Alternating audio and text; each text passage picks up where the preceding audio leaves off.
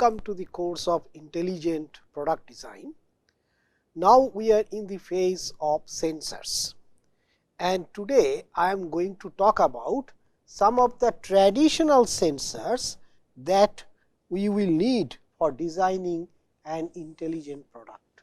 So, the part 1 of these traditional sensors will be mostly non-optical sensors, except 1 or 2 where I will show you that an optical equivalent is also available. So, let us start with the sensors. So, now my organization of talk will be based on the fundamentals of sensors transducers, followed by position sensing, sensing of direction and distance sensing. First of all, it may occur to you that why do we need separate sensors in a system? Now, there are many reasons of it. The first point is that we need to always know the nature of the measured signal. So, whether the signal is in a steady state or in highly transient state, or whether it is a periodic signal or narrow band or broadband. So, that actually would need separate sensors in order to sense these type of characteristics of the signal. Then the required frequency content of the process signal many times will be also of interest to us, that what are the frequency content, because usually a signal will be in, let us say, time domain. So, this is time and let us say something like a voltage, and you will get some signals out of it. Now, instead of having these time domain signal, many times we will be interested to know that in the frequency domain, let us call the signal in frequency transformed way as V bar, then what is the frequency domain signal that is coming out of it. Okay? So, because that will tell us that what are the major frequencies that are containing in the system, etc. Now, the signal to noise ratio of the measurement is of another concern, because unless the signal to noise ratio is high, in the sense the signal content is higher than the noise, it becomes difficult to get anything meaningful out of the sensory data. Then of course, there are concerns of available processing capabilities, controller requirements, required accuracies. All these things determine that the number of sensors, how many we will need in order to completely comprehend the scenario. Okay? So, what we call a virtual environment, to generate that virtual environment, to generate a digital twin, these are the factors that will tell us that how many sensors are going to be required. Now, we will start that with a 2 sensor application first, which is very simple, and that will be in terms of position sensing.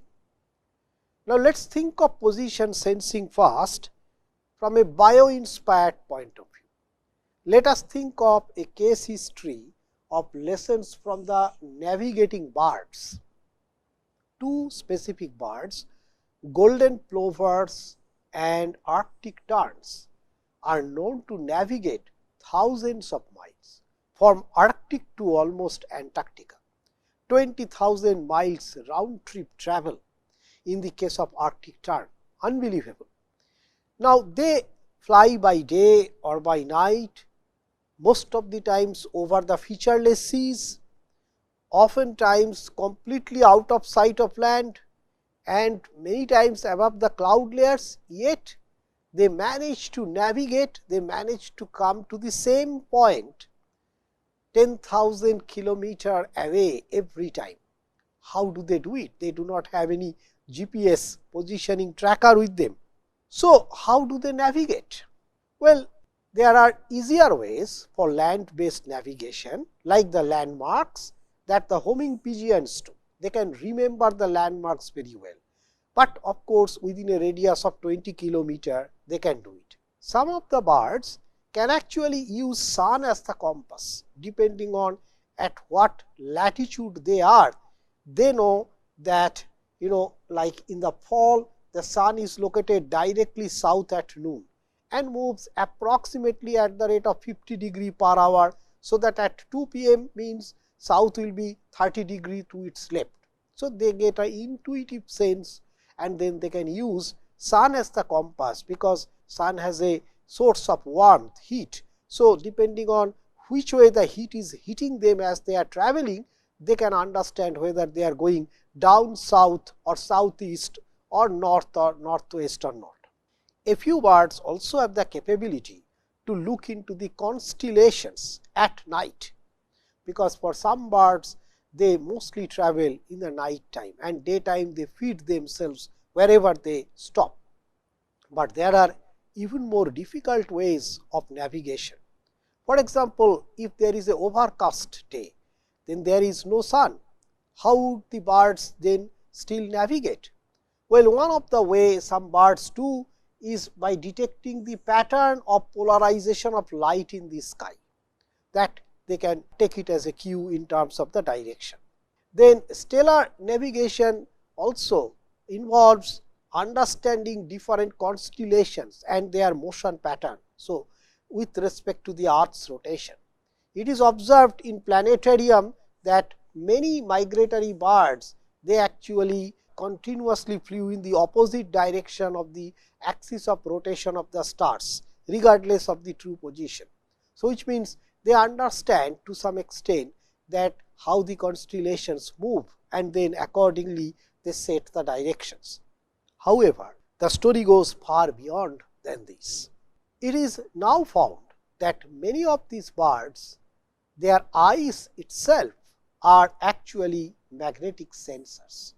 So, they take magnetic cues from their eyes, and surprisingly, not only the birds, some of the vertebrates like sharks, rays, alligators, sea turtles, they also use a very similar technology. In fact, it is noted that the caged birds orient southward even when they can't see the sky, and in the early experiments surrounding the cage with steel has been done to eliminate the magnetic field cues that can come from the earth, because as you know that the earth has, other than the geographic poles of north and south, also has the magnetic north and magnetic south. So, with respect to this magnetic north and magnetic south, these little dipoles on a bird's eye, so if you consider these to be a bird's eye, and there are a lot of these dipoles around the eyes of the bird, just to give you an idea. Okay, so north, south, and like that. And it is also, so this is the bird's eye, let us say, and also depending on that around what position we are traveling, the earth is continuously rotating, and then it has its own north south. Okay. So, with respect to this magnetic north of the earth, because earth will be having its own magnetic flings, okay, that is continuously happening. So, these magnetic fields are going to interface with the magnetic fields that is there in the bird's eye, and that will create a sensation in their eye in terms of giving a sense of direction. So, it works almost like a compass, each element in the eye. So, they can feel in the eye that which way they are going. So, like these, the biological systems can sense the direction. Well, let us think of now the principles of position sensing. What does the position sensing requires? Well, it requires two informations. One is the distance from a fixed position, and another is the direction. In fact, if you are in space, you may need actually three information, not just two, because you need to also know what is the altitude or height. So, now because these three informations, 2 to 3 informations are required, some are distance and some are direction. Let us first focus on the direction, that how do we sense the direction?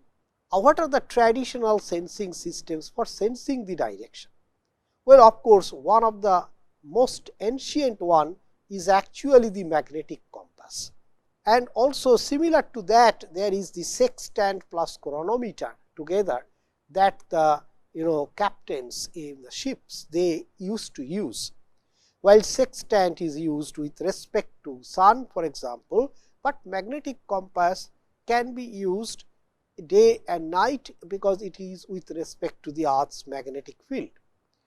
And then you have a better one, that is called the Hall probes, based on a very similar principle. We will talk about it soon.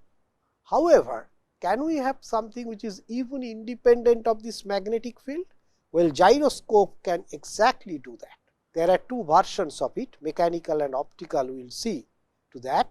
Now, these are the sense of direction.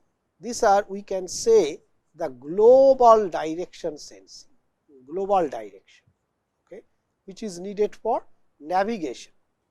But sometimes you do not need a global direction, but you just need a local change that can happen. So, these local changes, localized sensing.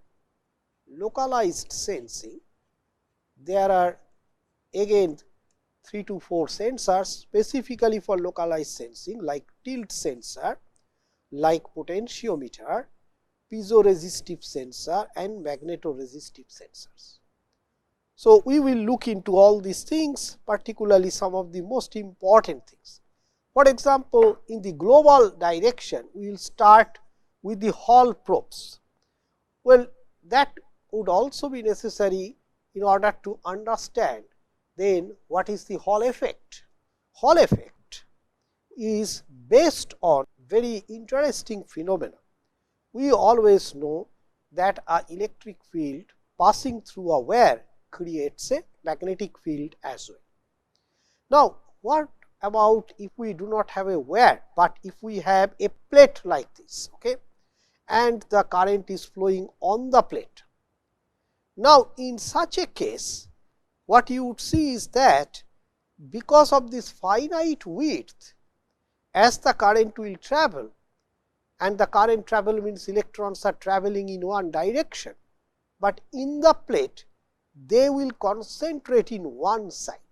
So, there is a sidewise potential VH that will be developed in the system, and this sidewise potential may get changed if the magnetic force that is working on them, if that gets changed. So, Hall effect is exactly based on this. That means, we know that there is a earth magnetic field continuously working. Now, already the electrons on a wider system like this, already the electrons are shifted in one direction and you have the VH. Now, this VH, when it interacts with the earth's magnetic field, it takes a certain value, because that force comes in addition to the force that actually shifts the electron in one direction. And then the resultant of these two continuously changes as you change the position. So, that is what is the Hall effect itself, and the Hall voltage is simply a function of the current, a function of the width B, and also inversely proportional to the thickness of the system. And then there is a coefficient which is called RH, which is a Hall coefficient. The instrument looks very small like this, a typical Hall sensor, and typically it works like a switch, like a bionic sensing system. Now, this of course needs the presence of magnetic field, but what if we are thinking of a place where the magnetic field is very much distorted, the earth's magnetic field, maybe because of the presence of the high voltage transmission lines, railway line carrying current or things like that.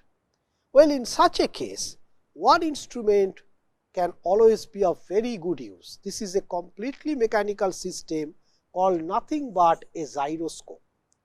What is the basic principle of a gyroscope?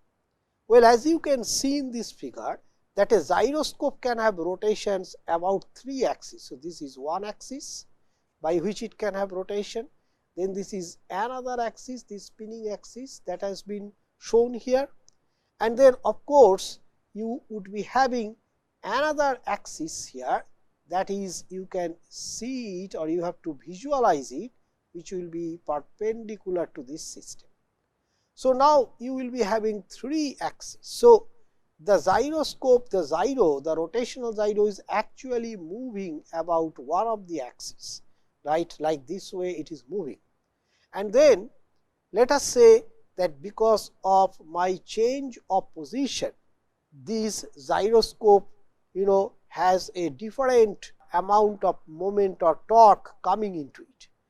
In that case, the gyroscope will always try to conserve the moment of inertia, and this tendency to conserve the moment of inertia can be actually sensed. So if you have a kind of a torque sensor that can sense that what is this resistance to the change that is happening, which will give you the angle or the direction with respect to the initial position. So that is what the gyroscope or the gyro would do.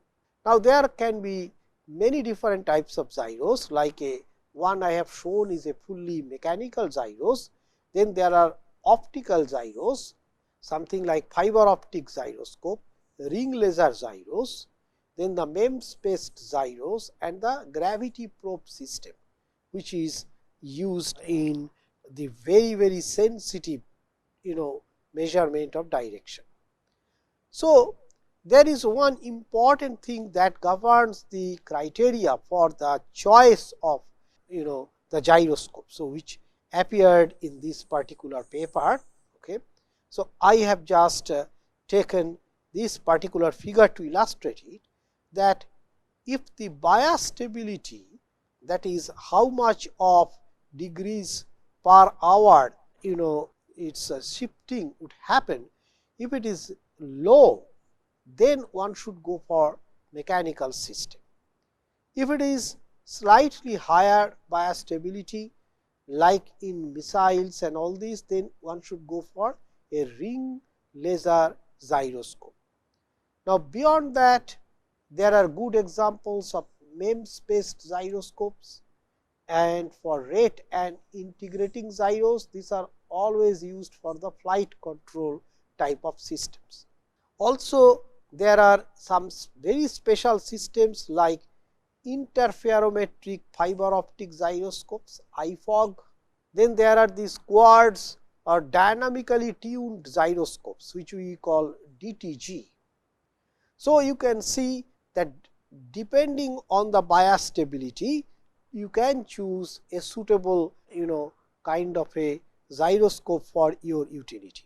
Some of the gyroscopes are having really very broad band bias stability, and some are narrowly placed. Another thing also you have to keep in your mind, that in the y axis what we have is scale factor stability, and that means the high performance. So high performance also would mean that it will be of high cost, whereas if it is lower here, then it is low performance and low cost and high volume. So depending on at which region you want to keep your sensor, you can actually choose what type of gyros you need to utilize in your system. Now as I told you, there is ring laser gyroscopes. This type of gyroscopes are also known as optical gyroscopes. They work on a system called the Sanak effect, and this was the cause of the Nobel Prize of Sanak. So what you get here is that you have a system in place which has several mirrors in it. Okay. Now you have a beam splitter, so that the source beam is splitted into 2 parts. One is going right, another is going straight, and then each one of them is taking the full turn, and then it is coming to the detector. Now if the entire thing is rotating, one side, so suppose there is a rotation here, so one side the laser is going with the direction of the rotation, and in another side it is going to oppose. So there will be a little, very little phase difference between the two, and that phase difference can be utilized in terms of predicting the direction of the system. Now, we have talked about the global direction sensing. Let us look into some local sensing. One of them is a very famous tilt sensor. Tilt sensors, what they do is that you can think of that there are some electrolytes here and there are some electrodes here, A, B, C's of them. Now, if there is a tilt in the system, if there is no tilt, then of course they are all flat. Okay, no tilt, they are all flat, and that means that VA, VB and VC, they will be all same under no tilt condition. But if there is a tilt, then there will be lesser area here and more area here, which means that VA will then be greater than VC. So, thus the difference of voltage will be a measure of how much of turn the system has taken place. So, the tilt you will be able to know. Now, let us look into the distance sensing. What are the different types of distance sensors we can utilize? One of course is radar, which is based on electromagnetic wave, and then there is sonar. So, the principle in both the cases, even including radio beacon, is very same. You send a wave and the wave gets reflected from the object. So, as it came back to you, so you need to have always a transmitter and a receiver. As it comes back to you, you measure either the delay between the two or you measure the interference pattern, because the two signal, the one which is received and the initial signal, will have a bit of a phase difference between them. So, through that you can try to measure the distance. Of course, in a very small scale, you have other type of sensors like linear voltage differential transformer, LVDT, which is between 0.1 millimeter to 1 meter, and then capacitance based sensors, potentiometers and some form of optical encoders. So, let us look into these radio beacon plus ultrasonic, which is used very much in the robotics application. So, what they do is that there is a robot which is sending the signal. So, we can call it as a transmitting robot. Now, it is sending two signals at the same time, radio pulse and the acoustic pulse. And let us say it is going to the receiver robot, and from there when it is coming back, because the light waves travel in a small area at a very fast rate, this is like 15 to 20 kilometer. So, there will be almost no travel delay.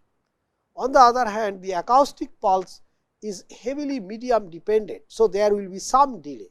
So, this delay that is happening, this delay is a measure of how much or how far away the robot is from the team leader.